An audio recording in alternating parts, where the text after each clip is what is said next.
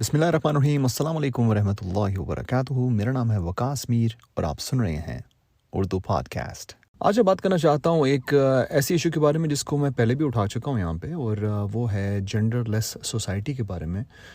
Genderless society को तो छोड़ें, अभी नॉर्वे में मुख्तलिफ अखबारात जो हैं, कभी किसी बंदे का इंटरव्यू ले रहे हैं, कभी किसी का, और कुछ यंगस्टर्स हैं जो कि पिछले कुछ अरसे में, इस पिछले 2 साल के कोरोना के टाइम में, उनको बहुत वक्त मिला है सोचने के लिए। ये आर्टिकल में लिखा हुआ था, और एक उनमें से था जो कहता है कि मैं लड़का हूँ लेकिन जिस्म मेरा लड़कियों वाला है, और इसलिए मैं लड़की हूँ, इसलिए मुझे ना ही कहा जाए ना शी कहा जाए, यानी कि दे कहा जाए। अंडरस्टैंड करें आप थोड़ा सा, यानी कि अपने लिए प्रोनाउंस जो हैं वो डिफरेंट इस्तेमाल करना चाहते हैं। लेकिन चलें, इस चीज़ को भी मान लें ज़रा कि उनकी अपनी मर्ज़ी है, जैसे वो चाहते हैं। लेकिन इस चीज़ को ये कह देना कि जो पिछले सदियों से टॉप एक्सपर्ट्स, ये मेडिकल एक्सपर्ट्स जो हैं, वो ये कहते आ रहे हैं कि जेंडर सिर्फ 2 होते हैं, या मेल या फीमेल। ट्रांसजेंडर्स को आजकल के किसी बंदे से पूछा जाए तो कम इल्मी की वजह से वो ये कह सकते हैं कि तीसरा जेंडर भी होता है। वो तीसरा जेंडर नहीं होता, तीसरा जेंडर हो ही नहीं सकता, क्योंकि अल्लाह ताला ने सिर्फ 2 जेंडर्स बनाए हैं। तीसरी किस्म का जिस्म ये हो सकता है कि या तो पूरा डेवलप ना हुआ हो औरत की तरह या मर्द की तरह, ये हो सकता है, लेकिन जेंडर सिर्फ 2 हैं।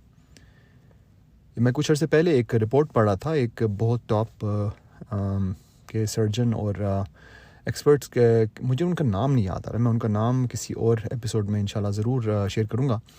तो उन्होंने बाकायदा तस्दीक करके, जो कि ज़ाहिर सी बात है, हमें तो पता है, लेकिन उन्होंने मेडिकली उसको प्रूव किया कि जेंडर सिर्फ 2 हैं। जो भी कहता है कि तीसरा है, वो टोटली गलत कह रहा है।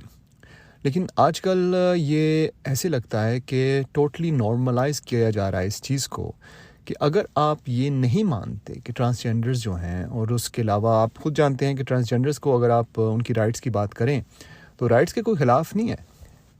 ये उस गलाजत के हम खिलाफ बात कर सकते हैं जो कि इसकी आड़ में की जा रही है।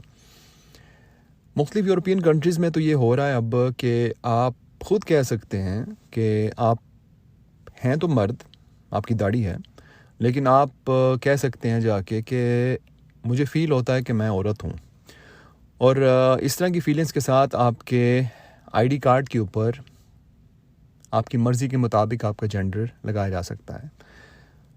और इसका सबसे बड़ा साइड इफ़ेक्ट ये होगा कि जिसका दिल किया वो अपना जेंडर जब मर्ज़ी चेंज कर सकता है, और इसके ऊपर हद भी कोई नहीं है। आप किसी भी दिन ये भी महसूस करवा सकते हैं कि मुझे ऐसे लग रहा है कि मैं कछुआ हूँ। समझ रहे हैं आप? ये मजाक नहीं कर रहा, ये बाकायदा सचमुच में इंग्लैंड में 100 से ज़्यादा जेंडर्स को प्रमोट किया जा रहा है मुख्तलिफ स्कूल्स में।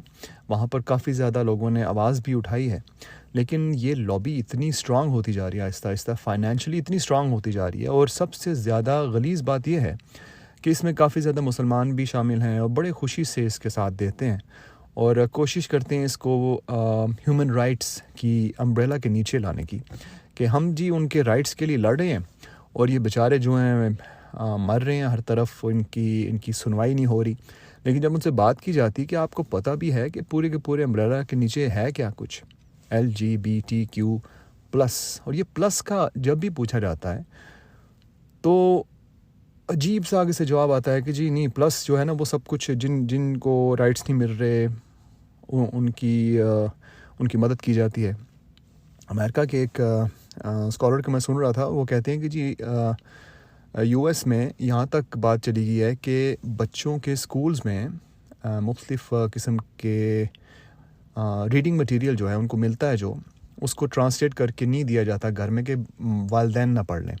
और उस मटेरियल में ये भी लिखा होता है कि बच्चों को कार्टून्स के थ्रू, उनको स्केचेस के थ्रू, ड्राइंग्स के थ्रू ये बताया जाता है कि अगर आपको महसूस होता है कि आपकी फीलिंग्स और तरह की हैं तो आप हमसे कांटेक्ट करें, ये हमारा फ़ोन नंबर है। यहाँ तक एजुकेशन सिस्टम के अंदर इन्होंने एक गंद मचाया हुआ है कि वहाँ पर आपके बच्चे जो हैं पढ़ने जाते हैं, वहाँ पर ये यूनियंस और ये सोसाइटीज़ जो हैं अफ्रीकन अमेरिकन्स को और अरबी बच्चों को, पाकिस्तानी बच्चों को, मुस्लिम बच्चों को, उनको उनके राइट्स का डंडोरा पीट के उनको कोशिश ये करेंगे अगर आपकी कुछ सुनता नहीं है, वालिदैन नहीं सुनते, ये नहीं सुनता, तो हमसे कांटेक्ट करें। चाइल्ड केयर सर्विसेज के थ्रू कोशिश करते हैं, लेकिन असल में वो ये पूरे का पूरा ये प्राइड का जो कॉन्सेप्ट बना हुआ है ये उनके साथ जुड़े हुए हैं और ये कोई छुपी बात बिल्कुल नहीं है। तो कोई भी बंदा अगर इसके ऊपर डिस्कशन करना चाहता है तो वो अपना टाइम ही वेस्ट करेगा, क्योंकि जाहिर सी बात है ये सारी चीज़ें आपको इंटरनेट पे मिल जाएंगी, फ्रीली अवेलेबल।